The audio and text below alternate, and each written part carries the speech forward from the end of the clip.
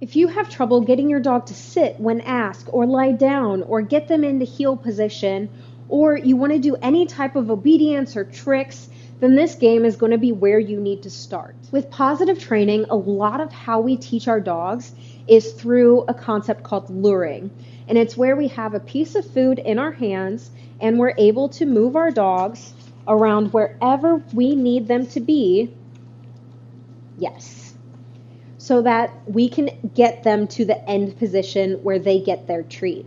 Now, all that was super fancy and it's nothing like what we're going to do today, but that is one of the end results that we're going to get.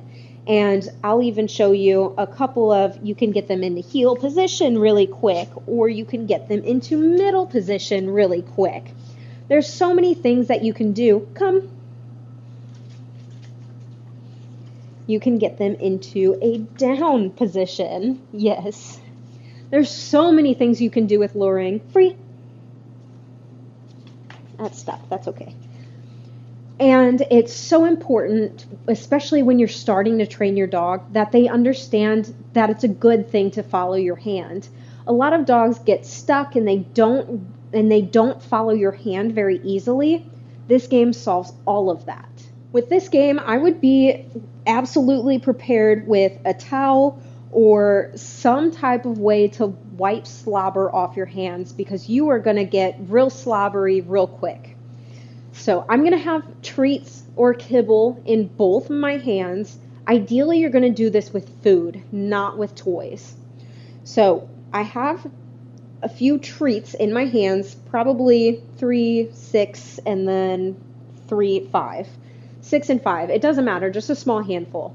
And how I'm going to deliver the treats is I'm going to keep my hand closed, and whenever I want to deliver a treat, I'm going to move typically with my thumb and my first finger, I'm going to move the treats out of the palm of my hand and then into these two thumb and pointer fingers so that I can deliver a treat. Sometimes our dogs can get really, really nippy with this. So that is a point where I would reset them. Atlas is known for giving me some nips. So by reset them, I mean throw a piece of food away and then try the game again. How we're going to do this, if you have a smaller dog, you're going to make smaller movements. If you have a bigger dog, you're going to need to make bigger movements. So with my German Shepherd, when I play this game, I'm having to take multiple steps just to have him get maybe 1 or 2 steps away. With Atlas, I'll need to take less steps. With an even smaller dog, I'll need to take even fewer steps. So if your dog is small enough, you may not have to take any steps at all, which can be a good thing if you would like to practice this game on a couch or sitting down. Literally, all you're going to do is you're going to place your hand with food, either one, against their nose so that they can smell it, and then you're going to start leading them away. And every couple steps or so, you're going to deliver a treat to their mouth. And again, if they start to get a little nippy or bitey, then we're going to reset them by throwing a piece of food away and then coming back and bringing them back in. Another way you can hold the treats so that it's less painful on your knuckles and maybe less painful on your hands and they don't nip you as much is if you hold the treats 1 or 2 at a time and you hold them with your thumb to about the creases with your fingers or in your palm. So doing it that way lets them smell the food a lot easier. Atlas is a dog who gets really, really nippy, and so if I have food in my hands as a fist, he starts biting my knuckles. And so with him, it's been a long time since I've practiced luring, so I definitely did not remember how nippy you were with this game. But for him, doing something like this and holding the treat in my thumb is a lot better and helps him nip a lot less. Yes. Good. And again, release or reset so that you can refill your hands too. And the goal is not that your hand moves so fast that your dog your dog is trying to constantly catch up to you.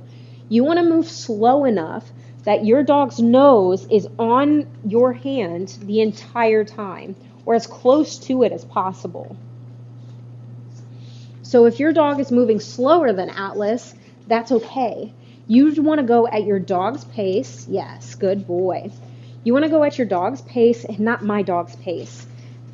All of my dogs are so different that Atlas's pace is a lot faster than Mufasa's pace, who is a lot slower than Apollo's pace. I don't know why that was so hard for me. Last time, I have 2 treats, 1 in each hand, and I'm going to present it to my dog and go at their pace to follow my hand.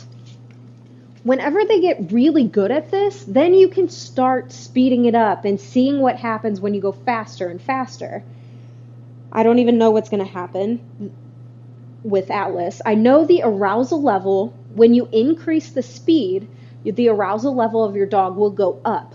So the likelihood of you getting nipped or them barking or them getting really excited is a lot higher the faster you go. So the slower you go, the lower the arousal, the more calm this game is. But you can absolutely get it so that it is a lot faster for your dog. And a lot more fun, maybe a little bit more of an indoor exercise. But when we're talking about luring, I want to keep it slow and I want to keep it as calm as possible. Just some varieties for this game. If you like this video, like, share, subscribe, all that fun stuff. Comment how your dog liked this video, and I'll see you next time, guys. Keep on training.